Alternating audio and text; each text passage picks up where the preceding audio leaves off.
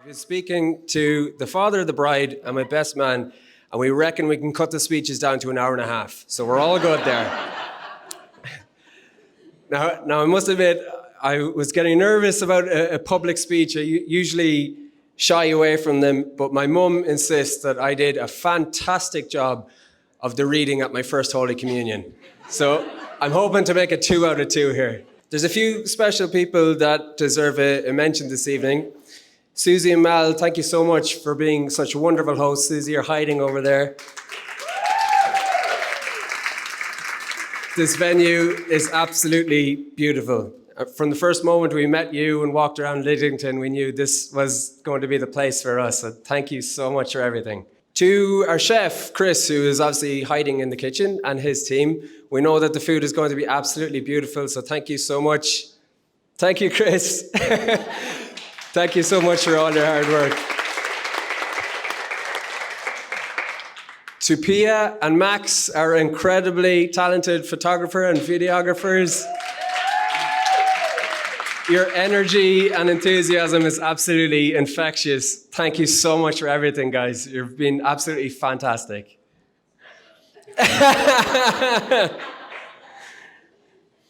We have Chris on the decks tonight. Thank you very much, Chris. And he has promised some Bewitched tonight, so don't worry, lads. He'll get that on.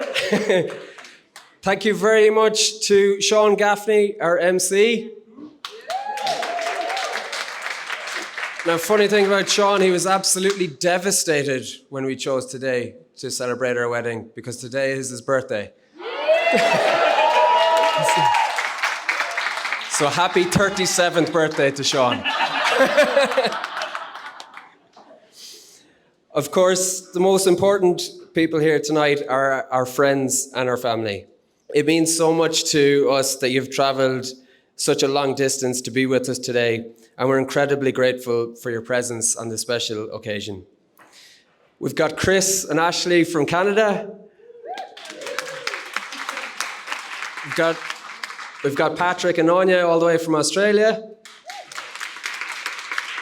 A massive Irish contingent. And all our work colleagues and our new New Zealand family. And of course, seeing as how I got a very special mention in his groomsman speech, Michael, it's great to have you here, pal. Go up and give us a bow there, Mike. There's one friend in particular that we simply cannot forget to thank this evening. He's been like family to us since Elaine and I moved to New Zealand, taking us to festivals, concerts, and road trips the length and breadth of the country. He's been like our whānau over here, and for the Irish in the room, that means family in Maori. So a very special thank you to Conor Andrew.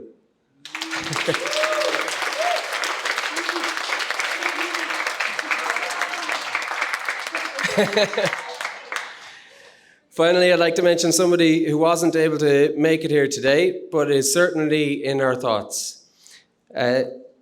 Auntie Margaret has been incredibly kind and loving towards Elaine and I, and we cannot wait to see her again. I want to take a special moment to thank the two people who have made the greatest impact in my life, my parents. Mum and Dad, you've been the most amazing parents a child could have asked for, and I'm so grateful for the upbringing that you've given my brothers and I. You've been wonderful role models and have always supported us in everything we've done. I've learned so much from you, and I've seen firsthand what a strong, loving relationship looks like. I can only hope to emulate the same level of love and commitment in my marriage to Elaine. I know that I haven't always been the easiest child to raise, and I'm sure I've given you plenty of headaches through the years. But you've always stuck with me, and through the chaos, you've never once wavered in your love and support for me, and for that, I am eternally grateful.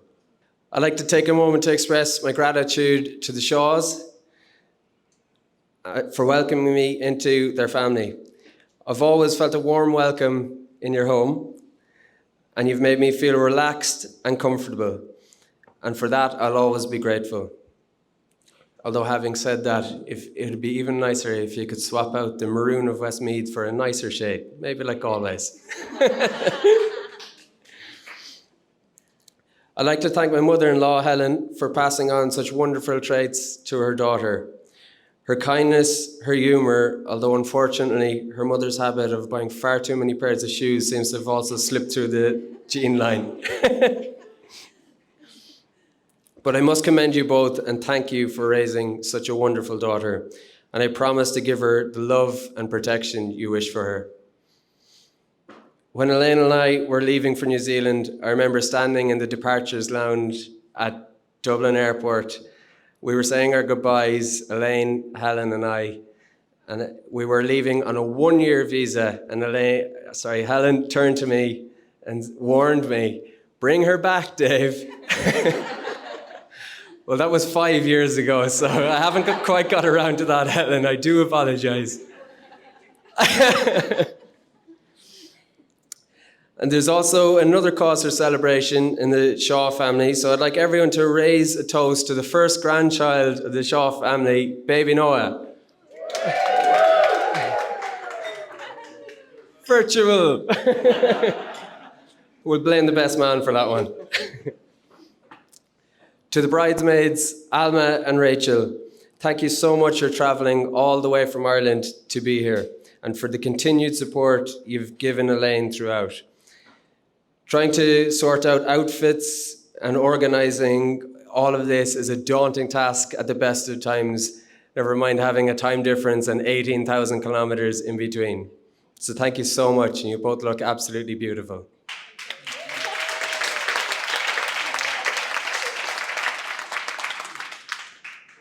I'm incredibly grateful to have my 2 younger brothers, Keelan and Ruan, by my side as my groomsmen. Their presence at my wedding means the world to me. I couldn't imagine my big day without them by my side, although Keelan may rip into me in his speech, so I may have thanked him too soon. Elaine, first and foremost, I'd like to congratulate you on bringing today to fruition. Whilst I may have assisted you here and there, it was truly your hard work and dedication that brought today together, and it has been nothing short of perfection. As our wedding day drew closer, my mind buzzed with excitement at the thought of having our loved ones by our side, sharing drinks with friends and laughter, and soaking in the joyous atmosphere. However, as soon as I saw you walk in, all of those thoughts quickly faded to the background. You look absolutely stunning.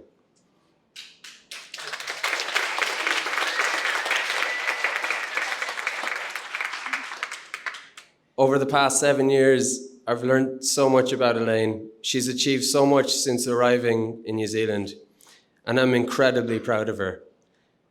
I remember when she went back to study for her master's degree, and though it was extremely difficult to break into the New Zealand food industry, she persevered, worked incredibly hard, and she is now a manager.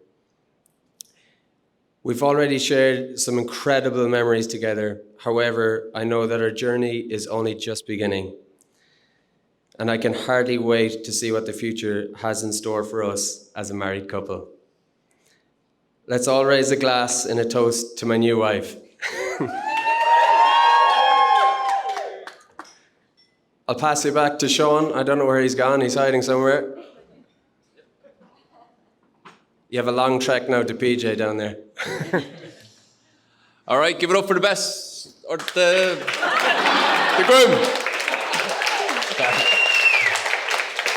Next up is PJ, father of the bride. Ladies and gentlemen, friends from near and far, I want to welcome you all here to celebrate Elaine and Dave's wedding day. I want to welcome Dave Michael O'Carroll into the Shaw family. Also his parents Michael and Mary, and brothers Keelan and Ruan. They're a lovely family. I am very proud of the woman Elaine has become. She was a strong, independent and unique character from the beginning with a very sharp mind. I remember when she was about 3 and I was reading her favourite book, The Lion King, nightly. If I skipped over even one word, she would correct me and make me start all over again. Her passion was baking, and there was loads of goodies baked over the years. She even made her own Easter eggs when she became disillusioned with what Cadbury's had to offer. She had planned to become a pastry chef, but a summer working job in Friends in Mullingar changed her mind with the unsociable hours involved.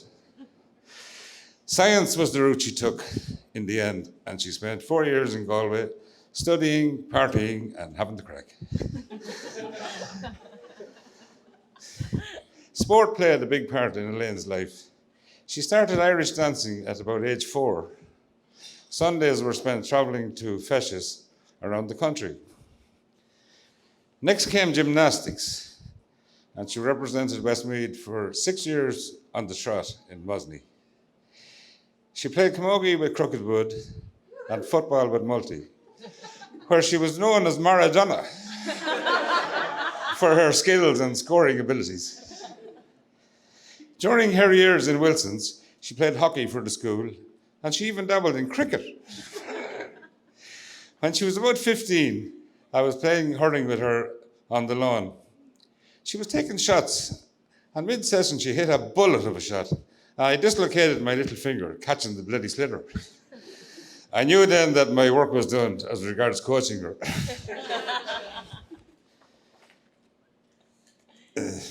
In their teens, Jamie and Elaine joined a local Feroga youth club. Jamie arrived home with a pool trophy. And the following year, Elaine, not to be outdone, also won the pool trophy. When she moved to Auckland, she joined the local GA clubs over here and won an all-star in both camogie and football in 2 consecutive years. And the GAA legend, Micheál O'Meara Hurtig, presented her with her All-Star Awards. After qualifying with first-class honours in biochemistry, Elaine headed to Dublin and spent 6 years working in Takeda and Pfizer. But her passion for food never left her, and she did a master's in food science in the evenings and got her degree. She is now working in Auckland in that field, as Dave has explained. Dublin was also where she met the love of her life. And I'm sort of repeating what was said at the ceremony, but bear with me. In 2015-16 New Year's party was organised in Elaine's apartment. She was not supposed to be there, as she should have been at a concert in Marley Park with her good sister. But fate stepped in and she didn't go. Dave was there with a friend, and like all the best love stories, their eyes met over a crowded room, and the rest is history. The early days were tough, as Elaine worked split shifts in Dublin, and Dave worked in Galway. But rain, hail or shine, Dave rode his bike to Dublin on his days off. And at other times, Elaine drove to Galway at great speeds, picking up penalty points en route. A habit she has continued in New Zealand.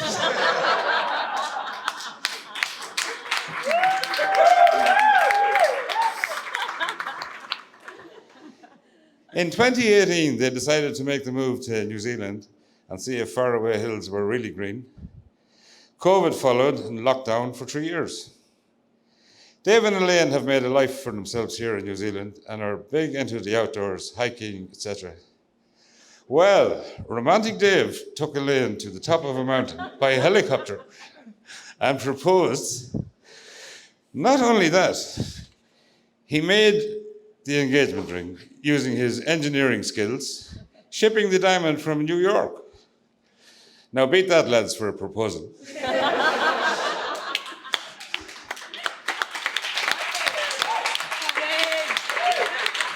Good. In the early days of the courtship, in an effort to get on the good side of the future mother-in-law to be, Dave made an antique table for Helen in Multi and was a hero from there on in. Finally, I'd like to welcome a very special guest, a cool guy called Noah, our grandchild, who flew in from Sydney to celebrate with us. So eat, drink and be merry. And have a great day. Cheers. Well done, PJ. Next up, we have Keelan. Right, round of applause for Keelan. Cheers, Gaffer, thank you. Can you all hear me okay? Wonderful. If you can't hear me, don't worry. The silence from the people who can hear me should reassure you that you're not missing that much. So, first off, I'd just like to say a massive congratulations to Dave and to the beautiful Elaine on tying the knot. And as well as congratulations, I'd like to say a massive thank you to Dave and Elaine and to our gorgeous bridesmaids, Alma and Rachel, for organising this whole event. So a wedding is a massive ordeal to undertake the organisation of at the best of times, let alone when you're trying to bring people together from literally all sides of the world. And I think we can all agree that they've absolutely knocked it out of the park.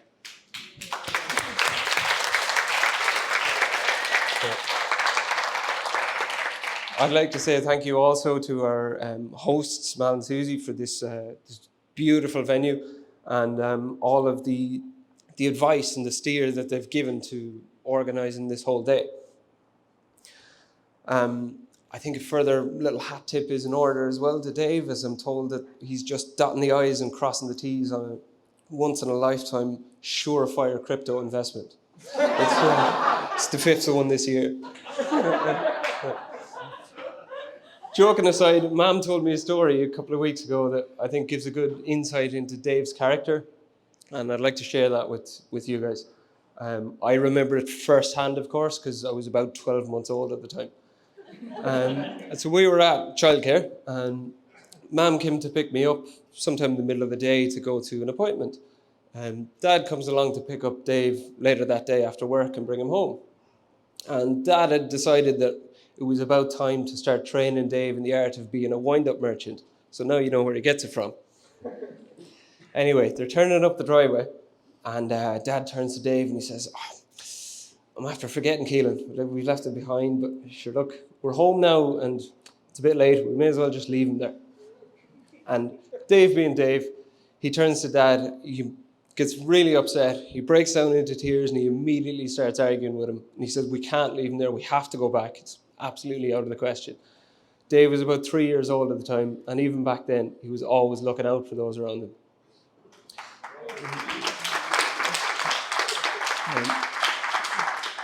Those of you who know Dave will know that occasionally he can be found walking around moping along with a face longer than last week because Liverpool are playing shite, or maybe his last crypto investment didn't quite work out as he had planned.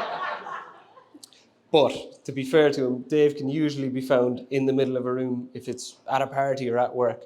He'll be having a crack, having a laugh, and he's probably midway through pulling off some other prank just for a giggle. Dave has always been Jack the lad, a bit of a character, a bit of a lad, but more than that, he's always been a great son, a great brother, and a great friend. I'm looking forward, I'm sure he'll make just as great a husband to Elaine. And so, with that, I'd like to propose a toast to Dave and Elaine.